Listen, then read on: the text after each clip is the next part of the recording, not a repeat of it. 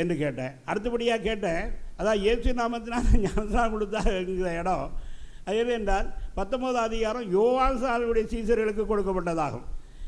இயேசுவின் பெயரால் ஞானஸ்நானம் கொடுக்கப்பட்டது. இயேசுக்கு பதிலாக செய்கிறோம் என்று, இயேசுக்கு பதிலாக ஜெபம் பண்ணுறோம் இல்லையா. உதாரணமாக தாவீது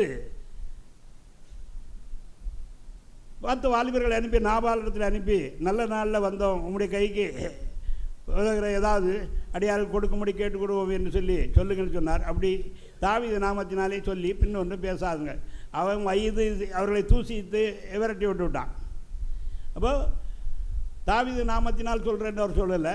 இப்படி தாவீது சொல்லுகிறார், கேட்கிறார். அது தாவீதுக்கு பதிலாக நாங்கள் கேட்குறோம் என்று சொல்லி அதை சொன்னதாக வாசிக்கலாம். அது 1 சாமுவேல் 25ஆம் அதிகாரத்தில் அந்த வேதவாகம் வரும். தேவனுடைய பரிசுத்த நாம ஸ்தோத்திரம் உண்டாவதாக. அதாவது கர்த்தராகிய இயேசு திட்டமாக கட்டளையிட்டார், பிதாகுமாரன் பரிசுத்தாவின் நாமத்தினாலே ஞானஸ்நானம் கொடுங்க என்று. ஒருபோதும் அப்போஸ்தலர் அதை மாற்றி இன்னொரு காரியத்தை அவர்கள் செய்ய மாட்டார்கள். இன்னொரு காரியத்தை யாரும் செய்யவும் முடியாது. இயேசு கிறிஸ்துவினுடைய தெளிவான கட்டளைக்கு மாறாக ஒரு கள்ள உபதேசம் மிடில் ஏஜில், அதாவது இடைப்பட்ட காலத்திலே உண்டாயிற்று. ஆனால் அவர்கள் சொல்லுகிறது என்ன என்றால், அந்த காலத்திலிருந்தே ஞானஸ்நானம் இயேசு நாமத்தினால் கொடுக்கப்பட்டது என்று சொல்லுகிறது. அது எந்த வேதாதாரமும் கிடையாது என்றால் அவர்கள் திருத்துவத்தை மறுக்கிறவர்களாகும். அப்போது அதை நிலைநாட்டுறதுக்காக நான் கிஸ்லோனுக்கு போயிருந்தேன். அந்த கூட்டத்தை சேர்ந்த 2 பேர் வந்திருந்தால், தகப்பனும் மகனும் தான், வாலிபர்கள். பல மதக்காரர்கள் பல சபைக்காரர்கள் என்னை சந்தித்தார்கள் வவுனியாவில் ஒரு தடவை. அப்புறம் நான் இங்கே போயிருக்கும் பொழுது யுத்தமாக, அதாவது அதை இயேசு நாமக்காரர்கள் வந்திருக்கிறார்கள்னு சொல்லி எனக்கு சொன்னார்கள். சரி வாங்க, கொண்டு உட்கார வாங்கிடுங்க. ஐயா, எந்த நாமத்தினாலும் அது சரி, இயேசு என்று சொல்லி பேர் பூமிக்குரிய பேர், அதுக்கு முன்னால் அவருக்கு என்ன பேருன்னு சொல்லி கேட்டேன். அதுக்கு முன்னாலே இருக்காரா அல்லது பிறந்த பிறகு தான் இருந்தாரா என்னன்னு சொல்லி கேட்டேன். அப்போது இயேசு என்று வெறும் பேர் மாத்திரமல்ல, கர்த்தராகிய இயேசு கிறிஸ்து என்றும் அவருக்கு பேர் உண்டு. கிறிஸ்து என்றால் மேசியா அபிஷேகிக்கப்பட்டவர் என்று சொல்லி அர்த்தம். அப்போது நான் திருத்துவத்தை பேசி திருத்துவத்தை ஸ்தாபித்தேன். ஞானஸ்நானத்தை பற்றி பேச அவர்களுக்கு ஞாபகம் இல்லாமல் போய்விட்டது. அதனால் திருத்துவ தேவனை விசுவாசிங்க, மரியாதை பிதாகுமாரன் பரிசுத்தாவின் நாமத்தினால் ஞானஸ்நானம் கொடுக்கன்னு கட்டளையிட்டு அனுப்பிவிட்டேன்.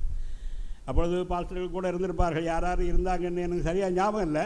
அதாவது அவங்க ஒரு சப்ஜெக்ட் பேச வந்தால் நாம் பிரைம் வாஷ் பண்ணி அவர்களுடைய மைண்டை வேறு பக்கம் திருப்பி நாம் சாவிக்கொண்டே சாப்பிட்டு இப்போ சொல்லுங்கன்னு சொன்னால் அவங்க பேச முடியாது. ஏனென்றால் அவங்க பேச வந்த சப்ஜெக்ட் யாருக்குள்ளே அடிபட்டு போயிட்டுது. அப்போது இப்படி வாசிக்கிறோம்.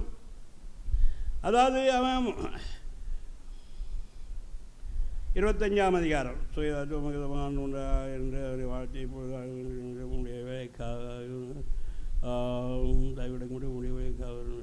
தாவீது கொடுக்க வேண்டும் என்றால் தாவீதின் வாலிபர். இப்போ வசனம் 9 யாராவது தாவீதின் வாலிபர் போய் இந்த வார்த்தைகளை எல்லாம் தாவீதின் நாமத்தினாலே நாபாலிடத்தில் சொல்லி பின்னொன்றும் பேசாதிருந்தார். தேவனுடைய பரிசுத்த நாம ஸ்தோத்திரம் உண்டாவதாக. உம்முடைய குமாரனாய் தாவீதுக்கும் கொடுக்கும்படி வேண்டுகிறேன் என்று சொல்லுங்கள் என்றான். அவர்கள் போய் தாவீதின் நாமத்தினாலே, நாங்கள் தாவீதினிடத்தில் வந்திருக்கிறோம்னு தான் சொல்லுவார்கள், தாவீதின் நாமத்தினாலே சொல்லுகிறோம்னு அப்படி சொல்லவில்லை. உம்முடைய குமாரனாய் தாவீது கேட்கிறார். அதாவது ஒருவருக்கு பதிலாக ஒருவர் செய்கிறது இருக்குது. அதாவது இது ஆதாரமே தவிர தேவனுடைய நாம் காரியத்துக்கு வருவோம். தேவனுடைய பரிசுத்த நாம ஸ்தோத்திரம் உண்டாவதாக. நீங்களே எங்களோடு கூட ஐக்கியமுள்ள இதை உங்களுக்கு அறிவிக்கிறோம். எங்களுடைய ஐக்கியம் அவருடைய குமாரனாகிய இயேசு கிறிஸ்துவோடு கூட இருக்கிறது. நிறுவனங்களை எல்லாவற்றிலேயும் பவுல் எழுதும் பொழுது நம்முடைய பிதாவாகிய தேவனாலும் கர்த்தராகிய இயேசு கிறிஸ்துவினாலும் உங்கள் கிருபையும் சமாதானம் உண்டாவதாக என்று எழுதுவார். புதிய ஏற்பாடு முழுவதும் திருத்துவ தேவனை பற்றி எழுதியிருக்கிறது. ஆனால் ஒரு இடத்துல பெரிய தர்க்கம் ஒன்று நடந்தது, 4.5 மணி நேரம் நடந்தது இயேசு நாமக்காரோட. பழைய ஏற்பாட்டில் நிறைய ஆதாரம் இருக்குன்னு சொன்னேன். வாசிங்க சங்கீதம் 110 கர்த்தர் என் ஆண்டவரை நோக்கி, நான் உடைய சத்துருக்களை உங்களுக்கு பாதபடியாக கும்போடி வரக்கும் நீர் எனது வலது பாரத்தில் உட்கார். கர்த்தர் என் ஆண்டவரை நோக்கி, பிதாவாகிய தேவன் குமாரனை நோக்கி இப்படி சொன்னார். எபிரேயர் 1:8 தேவனே உம்முடைய தேவன் உடைய தேவர்கள் என்று தேவனே என்று பிதாவாகிய தேவன் குமாரனை அழைக்கிறார். நிறைய ரெஃபரன்ஸ் சொன்ன தோல்வி அடைஞ்சிட்டாங்க. அப்புறம் வேறு சம்பவங்கள் நடந்தது. தேவனுடைய பரிசுத்த நாம ஸ்தோத்திரம் உண்டாவதாக. வேதம் தெரியாத மக்களை குழப்பி எப்படியாவது கள்ளத்தோபத்தினால் சாத்தான் அவர்களை இந்த உலகத்திலே நிறுத்தி வைக்கும்படியாக இடைப்பட்ட 7 கால வருஷம் வரப்போகிறது. அந்த 7 வருஷத்தில் இவருடைய விசுவாசத்தை முறியடித்து தன்னுடைய நாமத்தை அவருடைய நெத்தியில் எழுதி தன்னுடைய ஆட்களாய் ஆக்கிவிடும்படியாக சாத்தான் அந்த வேலையை செய்கிறான். என்றால் இப்பவே விசுவாசத்தை மறுதளிக்க நிறைய பேர் இருக்கிறார்கள். சலுகைக்காக, அதுக்காக, இதுக்காக கிறிஸ்தவனாக இருந்து இந்து பேருக்கு கொடுக்குறான். உலகப்பிரபா உயர்ந்த ஜாதினாலும் தாழ்ந்த ஜாதி எழுதி கொடுக்குறான். நாடார்னு எழுதுனா உயர்ந்த ஜாதி, ஆனால் சாணான்னு சொல்லி போட்டு எழுதி கொடுக்குறான். சாணான்னா தாழ்ந்த ஜாதி. ஒவ்வொரு ஜாதியிலும் உயர்ந்த ஜாதி, தாழ்ந்த ஜாதி இருக்குது. மறவன்னா கல்லர்னு எழுதி கொடுக்குறான். ஆனால் அவங்க கல்லரும் கூட. நீங்கள் தஞ்சாவூர் ஏரியாவில் பார்த்தா இந்த மறவர்களுக்கு கல்லர்கள் என்று பேர். ஒவ்வொரு ஏரியாவில் வெவ்வேறு பேர். நான் தஞ்சாவூர் ஏரியாவில் சுவிசேஷ வேலை நடத்தியிருக்கிறேன். தேவனுடைய என்ன கல்லர் ஊரோ என்னமோ ஒரு ஊரே உண்டு. கள்ளப்பெரம்பூர். மறவர் குடியிருப்புக்கு பேர் கல்லர் பெரம்பூர். அது இருக்கிறத சொல்கிறேன். ஐயா புதுசாக ஒன்றும் நான் எடுத்துக்கிட்டு சொல்கிறதில்லை. அதாவது தேவனுடைய பரிசுத்த நாம ஸ்தோத்திரம் உண்டாவதாக. தேவனோடு கூட மனிதனோடு கூட ஐக்கியமாக இருக்க முடியாதுதான் மனிதனை தேவன் சிருஷ்டித்தார். ஆனால் கிறிஸ்தவர்களாய் வந்த பிறகும் இன்னும் வாழ விட மாட்டேங்கிறாங்க. இன்னும் ஜாதின்னு காண்கிறதுக்காக பேரோடு கூட வாழையும் சேர்த்து போடுகிறார்கள். இவரெல்லாம் தேவனுக்காக ஒப்படைக்கப்படாதவர்கள். இவர்கள் சர்வாங்க தகுதி வெளியிடுகிற மிருகம். அதுவும் மாட்டிலிருந்தும் ஆட்டிலிருந்தும் பழுதற்ற தெரிந்து கொண்டு அதை தோலை உரித்து விட்டு துண்டு துண்டாக வெட்டி விறகுகள் மேய் வைத்து அவன் பலியிட கிடவன் சுதந்திர வாசியாக தேவன் அதை ஏற்றுக்கொள்வார். அது துண்டு துண்டாக வெட்டி வைக்கப்பட்ட பிறகு என்ன மிருகம் என்று கண்டுபிடிக்க முடியாது. ஆனால் இவர்கள் என்ன மிருகம் என்று காட்டிக்கொள்வதற்காக வாலி விட மாட்டேங்கிறாங்க. சிலர் ரொம்ப ரைஸாக பேசுவாங்க. நான் சேலத்தில் ஒரு கிறிஸ்தவ தலைவனை பார்க்க என்னை கூப்பிடுவதாக போயிருந்தேன். தெரியுமா, அடிக்கடி நம்ம ஆட்களும் ஐயா கூப்பிட்றாங்க, போய் பார்க்கணும்னு கேட்டுக்கொண்டாங்க. நான் பொதுவாக யாரும் கூப்பிட்டா போகிறது இல்லை. ஏன்னா எல்லாம் சில்லறைகளாக இருக்கிறாங்க. அங்கே போய் வைக்கும்போது உடனே அவள் பேச ஆரம்பித்தார். நான் இப்படி பிள்ளைக்காரர்கள் என்னை கொண்டு வளர்த்தாங்க. எங்கள் தாத்தா இன்ன கவுண்டர், அதாவது அவர் கவுண்டர்னு நான் தெரிஞ்சுக்கணுமா, அவங்க தாத்தா இன்ன கவுண்டர் இன்னும் பேச ஆரம்பி. சரி, இவன் ரசிக்க முடியாது, சரியான கழுதுன்னு சொல்லி சில கேள்வி கேட்டேன். என்கிட்ட முறைச்சிக்கிட்டா இப்போ சாபத்தில் இருக்கிறாங்க அவங்க. பையன் அது கொண்டு மேடாயிட்டான். அவருக்கும் பல சேதம். ஜனங்கள்லாம் சொல்லிட்டாங்க, அந்த பரிசுத்தான் வந்துவிட்டு இவர் மரியாதையில் அவர் நடந்து விட்டார், இதனால சாபம் உண்டாயிருக்குன்னு சொல்லி கொண்டிருக்கிறார்கள். தேவனுடைய பரிசுத்த நாம ஸ்தோத்திரம் உண்டாவதாக. தேவனுடைய குமாரனுடைய மரணத்தினாலே தேவன் பூலோக ஜாதிகளெல்லாம் எந்த பாசை ஜாதி இனவன ஒரே இனமாக தம்மை இயேசு கிறிஸ்துவை விசுவாசிக்கிற மக்களை எல்லாரையும் ஒன்றாக்குகிறார். ஒன்று தேவனோடு ஒப்புரவாகுதல். இதை குறித்து நாம் வேதத்திலே அநேக இடங்களை பார்க்க. விசேஷமாக ரோமர் 5:10 யாராவது வாசிக்கலாம்.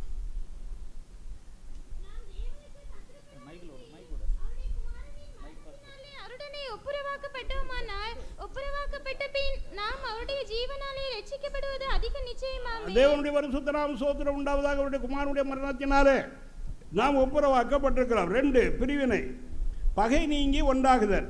பொதுவாக கிறிஸ்தவம் என்று சொன்னால் என்னென்றே அறியாத அநேக தலைவர்களும் அநேக சபைகளும் இருக்கின்றன. எபேசியர் 2:14-18. எப்படியெனில் அவரே நம்முடைய சமாதானக்காரராகி இருதினத்தாரை ஒன்றாக்கி பகையாக நின்ற பிரிவினையாக நடுசுவரை தகர்த்து சட்டத்திட்டங்களாகி நியாயப்பிரமாணத்தை தம்முடைய மாம்சத்தினாலே ஒழித்து இருதினத்தாரை தமக்குள்ளாக ஒரே புதிய மனுஷனாக சிருஷ்டித்து இப்படி சமாதானம் பண்ணி பகையை சிலுவையினால் கொன்று அதனாலே இருதினத்தாரை ஒரே சரீரமாக தேவனுக்கு ஒப்புரவாக்கினார். ரகசியத்தை தேவன் எனக்கு அறிவித்தார், இது முக்காலங்களில் வெளிப்படவில்லை என்று 3ஆம் அதிகாரத்திலே எபேசியர் 3ஆம் அதிகாரத்திலே அப்போஸ்தலன் பேசுகிறதை பாருங்கள். 3ஆம் அதிகாரம் 3லிருந்து பார்த்தால் இந்த ரகசியம் எனக்கு இப்பொழுது வெளிப்பட்டது, அப்போஸ்தலனுக்கு வெளிப்பட்டது, முக்காலங்களில் வெளிப்படவில்லை என்று சொல்லுகிறார். தேவனுடைய பரிசுத்த நாம ஸ்தோத்திரம் உண்டாவதாக. மனிதரில் உண்டாயிருக்கிற பகை பிரிவினையும் நீக்கிறது தான் கிறிஸ்தவம். தேவனுடைய பரிசுத்த நாம ஸ்தோத்திரம் உண்டாவதாக. யூதர், புறஜாதி இவர்கள் எல்லாருமே ஆபிரகாமுடைய அழைப்புக்கு உட்பட்டவர்களாக இருக்கிறார்கள். கிறிஸ்தினால் யூதர், புறஜாதி, கிரேக்கர், ரோமருங்கிற அந்த பிரிவினை உடைக்கப்பட்டது. கிறிஸ்தினால் உடைத்தெறியப்பட்டது. கலாத்தியர் 3:28. யூதர் என்றும் கிரேக்கர் என்றும் இல்லை, அடிமை என்றும் சுயாதீனன் என்றும் இல்லை, ஆண் என்றும் பெண் என்றும் இல்லை, நீங்கள் எல்லாரும் கிறிஸ்து இயேசுவுக்குள் ஒன்றாய் இருக்கிறீர்கள். தேவனுடைய பரிசுத்த நாம ஸ்தோத்திரம் உண்டாவதாக. ஒரு அன்பும் பாசமும் பரிவும் கருத்தனையும் ஒரு பெரிய காரியமாகும். மனதில் ஐக்கியம் உண்டாயிற்று என்றால் வெளியேயும் ஐக்கியம் உண்டாகும். நேரடியாக தொடர்பில் அந்த ஐக்கியத்தை நாம் காண்பிக்க வேண்டும். தேவனுடைய பரிசுத்த நாம ஸ்தோத்திரம் உண்டாவதாக. சில வேளை குடும்ப தகராறு பண்ணிட்டு கணவன் மனைவி வருவாங்க. 2 பேரும் என்ன விஷயம்னு கேட்டு 2 பேருமே தேவனுடைய காரியத்தில் நீங்கள் சரியில்லை, முதல்ல போய் 2 பேரும் ஜெபம் பண்ணுங்க, தேவனை நோக்கி தனித்தனியாக. நீங்கள் செய்த தவறு என்ன என்று கர்த்தர் உணர்த்துவார். அதுக்காக ஒப்புக்கொண்டு நான் மன்னிப்பிட்டு சரி பண்ணுறேன்னு நீ சொல்லு, நீயும் அப்படி சொல்லு, 2 பேரும் இப்படி செய்து திரும்ப வாருங்க என்று சொல்லி அனுப்பிவிடுவேன். பிரிவினை குடும்பத்திலேயோ சபையிலேயோ சகோதரர்களே உண்டாயிருந்தால் 2 பேர்லேயும் 2 பார்ட்டிலையும் பாவம் இருக்குன்ற அர்த்தம். தேவனுடைய பரிசுத்த நாம ஸ்தோத்திரம் உண்டாவதாக. அப்போது அவங்களுக்கு ஆலோசனை கொடுத்து ஜெபிக்க பிரயோஜனம் இல்லை. அவர்கள் முதலாவது தேவனோட ஒப்புரவாகட்டும், தேவனத்தில் தனித்து ஜெபிக்கட்டும். அவருடைய தவறு என்னென்று கர்த்தருடைய ஆவியானவர் உணர்த்துவார். அதே புருஷனோட ஒப்புரவாகட்டும், புருஷன் மனைவியோட ஒப்புரவாகட்டும், திரும்ப வரட்டும். இப்போ சண்டை சல்லியெல்லாம் எப்படி இருக்குது இல்லையா? அப்போ சமாளிட்டோம், சரி ஜெபம் பண்ணுங்க, ஆசீர்வதிச்சு போ. இதுக்கு போட்டுட்டு வளவளன்னு விசாரணை பண்ணிட்டு விசாரணை பண்ணும்பொழுது நல்லா போய் சொல்லுவாங்க. எனக்கு தெரியும் எப்படி ஐயா கேட்டால் இப்படி சொல்லணும், இப்படி கேட்டால் அப்படி சொல்லணும், சட்டம் பண்ணணும். நான் அவங்க நினைக்கிற பிறகு கேட்க மாட்டாங்க, நினைக்காத கேள்வி கேட்பேன். கேட்டு அவர் வாய் மூலமாகவே வாந்தி பண்ண வைப்பேன். தேவனுடைய பரிசுத்த நாம ஸ்தோத்திரம் உண்டாவதா. ஆனபடினால் கிறிஸ்துவினால் உண்டான மகத்துவமான காரியம் நீங்களோடு எங்களோடு கூட ஐக்கியமாக முடியுது உங்களுக்கு அறிவிக்கிறோம். 3, தேவனுடைய எல்லாவற்றிலேயும் நமக்கு பங்கு இருக்கிறார். தேவன் நம்மளோட எப்படி ஐக்கியப்படுகிறார் பாருங்க. அவருடைய ஜீவன், அவருடைய வல்லமை, அவருடைய ஞானம், அவருடைய வேகம், அறிவு, அவருடைய காரியத்தை நம்மோடு கூட பகிர்ந்து கொள்கிறார். தேவனுக்கு நமக்கும் பாருங்க எப்படி ஐக்கியம் இருக்கிறது. அதாவது எந்த பிரகாரம் நாம் இருக்கிறோம், அது மிக மகிழ்ச்சியான ஒரு காரியம். சில வேளை அவர் காரியம் உண்டு சென்றதுக்கு யாரிடத்தில் ஆலோசனை கேட்கறது இல்லை. ஆனால் தேவன் தம்முடைய காரியத்தை தம்முடைய பரிசுத்தவான்களுக்கு அறிவிக்கிறதும் அவர்கள் ஜெபம் பண்ணுகிறதும் அது நடக்க வேற காரியமாகும். நான் வாசிக்கிற ஒரு புத்தகம் 3ஆம் அதிகாரம் 3வது வசனத்திலே இருவர் ஒருமனப்பட்டிருந்தாலுடைய ஒரு வழியாக நடந்து போக மாட்டார்கள். அது உண்மைதான். அப்படியே கர்த்தருடைய செயல் இல்லாமல் பூலோகத்திலே எந்த தீங்கும் நடைபெறாது. கர்த்தருடைய செயல், அதாவது கர்த்தருடைய அலவுடு, தேவன் இதற்கு அனுமதி கொடுத்திருக்கிறார்ங்கிறதை நாம் அறிந்து கொள்கிறோம். ஆனால் தேவனுடைய சித்தம் அல்ல. சில காரியங்கள் தேவன் விட்டு விடுகிறார். அதனுடைய பலனை நீங்களே அனுபவிங்கள் என்று சொல்லி அவசியப்பட்டால் தேவன் தலையிட்டு உடனே தடுப்பார். ஆமோசிலே நாம் வாசிக்கிற பிரகாரம் வசனம் 7 யாராவது வாசிக்கலாம்.